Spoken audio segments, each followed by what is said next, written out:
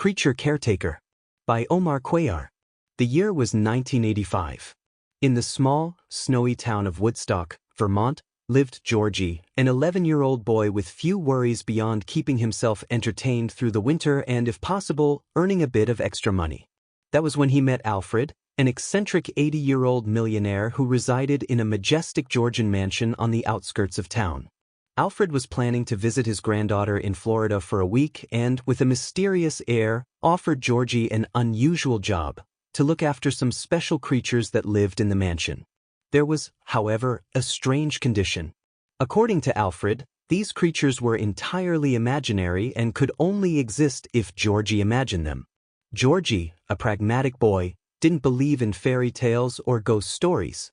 To him, Alfred was nothing more than a lonely, quirky old man with odd ideas. He wasn't concerned about monsters or cosmic beings, just the money he'd earned for the job. So, he accepted the offer without much thought. How hard could it be to care for creatures that didn't even exist? On his first night at the mansion, snow fell heavily and the wind howled through the bare trees. The house, with its antique lamps and dusty carpets, had a solemn atmosphere, but nothing seemed out of the ordinary. Georgie spent the night watching TV, watering a few plants, and exploring the corners of the house. The second day passed much the same. The snow kept falling, and the enormous mansion felt even more isolated. Georgie started to get bored. There were no signs of the creatures Alfred had mentioned. Did the old man really expect him to play pretend and conjure up monsters? It was ridiculous. He huffed in annoyance as he shoveled snow off the porch and prepared for another monotonous night. But by the third day, the boredom became unbearable. He'd watched every show on TV, explored every room in the house, and even flipped through the ancient books in the library. With a sigh, he let his mind wander. If there really were creatures here, what would they look like? He thought. That's when he imagined it. A small, furry black creature with huge, glowing eyes and long, non-threatening claws. It wasn't scary, more curious and mischievous. Georgie pictured it scampering across the carpet, climbing the curtains, and hiding behind the furniture. He smiled, amused. The idea was more entertaining than anything else in that house. The next day he added more details. Now there were more of these little monsters roaming the mansion, some with pointed ears, others with long, bushy tails. By the fifth night, the mansion was brimming with them. Far from being frightened, Georgie felt fascinated. He now had a purpose. He fed the creatures, made them little nests out of pillows and blankets, and kept them entertained. Soon he discovered they loved scary stories. So, with a flashlight under his chin, he narrated spooky tales in the darkness of the grand living room. But his most surprising discovery was that the creatures also enjoyed classical music and ballet. In a burst of inspiration, Georgie began to dance for them. He twirled and leaped while the little monsters watched, clumsily mimicking his movements. The days flew by in a whirlwind of activity. Georgie was no longer bored. He was always busy caring for and tending to these mysterious creatures. He'd grown fond of them, and they seemed to depend on his imagination to exist. The house no longer felt like a lonely place but a refuge full of life and fantasy. But all good things come to an end. The week drew to a close, and on a crisp, clear morning, Alfred returned to his mansion. Georgie felt a lump in his throat at the thought of saying goodbye to his new friends. When Alfred stepped through the door, his eyes scanned the mansion carefully. The old man smiled with satisfaction.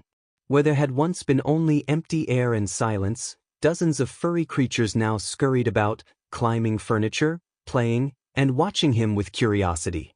Alfred looked at Georgie and nodded approvingly. "Congratulations," he said warmly. "I see you've managed to imagine the Gospodarka species. They're a very rare cosmic race, and few can bring them into existence." Georgie blinked, surprised. For the first time, he wondered if Alfred had truly been crazy, or if instead he knew something Georgie didn't fully understand. The old man continued, "I hired you for two reasons. First, because I knew you'd get bored in this huge house. But second, and more importantly, I wanted you to train your imagination. And you've done it wonderfully." Georgie looked around. The creatures watched him with their big, glowing eyes. Alfred was right. What had started as a game had become something bigger. He smiled, though with a hint of sadness. He knew that when he left, the Gospodarka would disappear with him. But he also knew that in his mind, they would always exist. And maybe, someday, he'd imagine them again. Georgie stayed quiet for a moment, watching Alfred. The old man didn't seem surprised or frightened to see the Gospodarka swarming the mansion. On the contrary, his expression was one of pride and contentment. Georgie didn't know what to say. All week, he'd thought it was just a game of his imagination, but now, seeing Alfred's reaction, he began to wonder if there was more to it. What if these creatures weren't just figments of his mind? What if they'd always been there, waiting for someone to give them form? Does this mean they're real? Georgie asked, a trace of doubt in his voice. Alfred let out a soft chuckle and approached one of the creatures, which purred at his presence. As real as anything you can imagine, he replied. What many people don't understand is that imagination isn't just a child's game. It's a powerful tool, a gateway to other worlds. Most adults forget how to use it, but children still hold the key. You, Georgie, have proven your mind is stronger than you think. The boy looked around. The little beings gazed at him with adoration, as if he were their creator and protector. In a way he was. Georgie felt a mix of pride and sorrow. He knew that with Alfred back, his time at the mansion was over. With a sigh, he approached the creatures and petted them one last time. I guess this is goodbye, he murmured. But Alfred shook his head. Not necessarily, he said. The Gospodarka will keep existing as long as you remember them. You may not always see them, but they'll be with you. And who knows, maybe someday you'll meet someone else who needs to learn how to imagine. When that happens, you'll know what to do. Georgie smiled. He didn't fully grasp what Alfred meant, but something inside told him the old man was right.